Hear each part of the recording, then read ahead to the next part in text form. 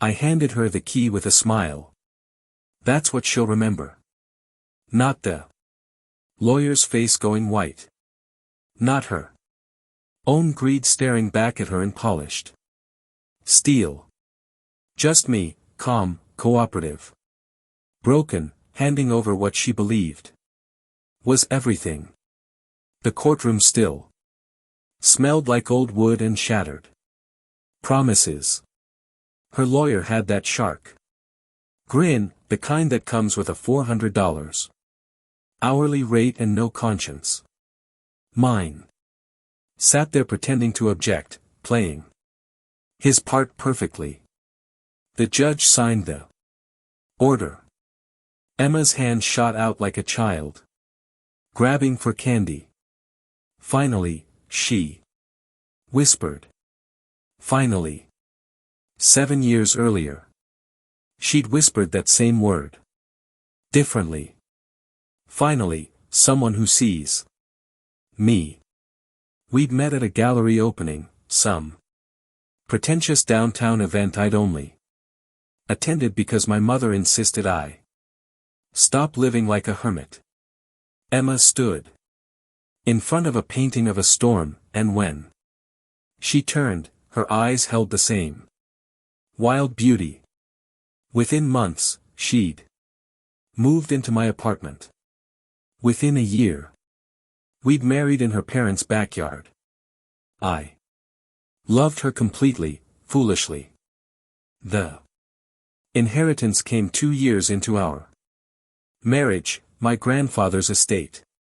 Substantial, quiet, the kind of money that doesn't announce itself. I never told Emma the amount, just said it was comfortable, and put it into the safe deposit box my grandfather had kept for decades. She didn't ask questions then, too busy redecorating, planning vacations, talking about the future. The future died on a Tuesday. I came home early from a cancelled meeting. The bedroom door was open slightly. I heard her voice first. Breathless, urgent. Nothing like the tired monotone she'd been using with me for months. He has no idea. I checked. Separate property. Deposited before we revised the prenup. Once I'm out, we split everything except that box. The man's laugh was low. Familiar. Derek, my college roommate. The one who'd given a toast at our wedding about lifelong friends. I didn't burst in, didn't shout. I backed away. Quietly, drove to a coffee shop, and started planning. Rage is useless without strategy. I called my real lawyer, not the actor I'd eventually hire for court, but Margaret, a 72-year-old barracuda who'd handled my grandfather's affairs. I explained everything. How much is actually in that box? She asked. Nothing liquid, just documents. But she thinks it's cash. Bonds, gold, the whole inheritance. Margaret's pause held a smile. Then let's give her exactly what she deserves. I played the clueless husband perfectly. I took on extra projects. Stayed late at work, let Emma and Derek grow careless. I documented everything. Hotel receipts I accidentally found. Restaurant charges on credit cards she thought I didn't monitor, text messages recovered from cloud backups she'd forgotten to disable. But I never confronted her. Never gave her a chance to hide or prepare. When I finally filed for divorce, she actually looked relieved. The court battle was pure theater. I fought hardest for the one thing she wanted most, access to that safe deposit box. I made it seem like my last desperate attempt to keep something, anything. Her lawyer pushed. The judge, fed up with my stalling, granted the order. Hook, line, sinker. Standing in the bank's vault room, I watched Emma's hands shake as she inserted the key.